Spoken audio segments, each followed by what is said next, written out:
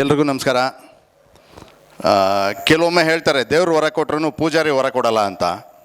ಆ ರೀತಿ, ಯಾಕಂದರೆ ನಮ್ಮ ನಿರ್ದೇಶಕರು ಸಾಯಿಬಾಬಾ ದೇವ್ರ ಥರ. ಸಾಯಿ ಪ್ರಕಾಶ್ ಸರ್ ಸಿನಿಮಾದಲ್ಲಿ ಎಲ್ಲೋ ಒಂದೇ ಒಂದು ಸೀನ್ ಬಂದು ಹೋದ್ರೂ ಎಲ್ಲೋ ಒಂದು ಸಮಾಧಾನ ಅಂತ. 5:15 ಫೋನ್ ಬರುತ್ತೆ.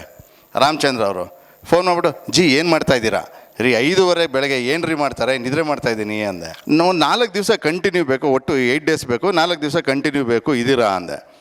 ಇದ್ದೀನಿ, ಫ್ರೀ ಇದ್ದೀನಿ ಅಂದೆ. ಒಂದು ನೀಟ್ ಪಕ್ಕ ಎಡಿಟ್ ಪ್ಯಾಟ್ರನಲ್ಲೇ ಶೂಟ್ ಮಾಡೋದು ಅಂತ. ಆ ರೀತಿ ಅರ್ಸೋ ನೀನು ಎಡಿಟ್ರು ಗೊತ್ತು, ಇಷ್ಟು ಅನ್ನೋರು. ನಮಗೆ ಎಷ್ಟು ಕ್ಲೀನಾಗಿರೋದಂದರೆ ಸೀನ್, ಶಶಿ ಸರು ಆಮೇಲೆ ರಾಮಚಂದ್ರ ಸರು ನೀಟಾಗಿ ಒಂದು ಸೀನ್ ಪೇಪರ್ ಹೇಳೋರು, ಇದು ಅಂದ್ಬಿಟ್ಟು ಟೆನ್ಷನೇ ಇಲ್ಲ ನಮಗೆ. ಸಾಯಿ ಪ್ರಕಾಶ್ ಸರ್ ಸಿನಿಮಾದಲ್ಲಿ ಆ್ಯಕ್ಟ್ ಮಾಡೋದಕ್ಕೆ. ಆಮೇಲೆ ರಾಮಚಂದ್ರ ಅವ್ರಿಗೂ ನಿಜವಾಗ್ಲೂ ಅವರು ದೇವರು, ನೀವು ಪೂಜಾರಿ ಥರ ಅಂತ ಹೇಳ್ಬೋದು. ಆಮೇಲೆ ಇನ್ನೂ ನಮಗೆ ಅನ್ನದಾತರು ನಮ್ಮ ನಿರ್ಮಾಪಕರು, ಅವ್ರಿಗೆ ಮತ್ತೊಮ್ಮೆ ನಿಮಗೆ ಜನ್ಮದಿನದ ಹಾರ್ದಿಕ ಶುಭಾಶಯಗಳು ಸರ್. ಒಳ್ಳೆಯದಾಗಲಿ. ಇದೇ ರೀತಿ ನಿಮ್ಮ ಮಾಧ್ಯಮ ಮಿತ್ರರು, ಆಮೇಲೆ ಸ್ನೇಹಿತರು, ನಿಮ್ಮ ಟೆಲಿಕಾಂ ಸ್ನೇಹಿತರು, ಆಮೇಲೆ ನಮ್ಮ ಸ್ನೇಹಿತರು ಎಲ್ಲ, ನಮ್ಮ ಕೋ ಆರ್ಟಿಸ್ಟ್ಗಳು, ಹೀರೋಯಿನು ಯಾರ್ಯಾರೇ ಇರಲಿ, ಅವರೆಲ್ಲರಿಗೂ ಕೂಡ ಈ ಸಿನಿಮಾನ ಸಪೋರ್ಟ್ ಮಾಡಲಿ. ಒಳ್ಳೆಯದಾಗಲಿ.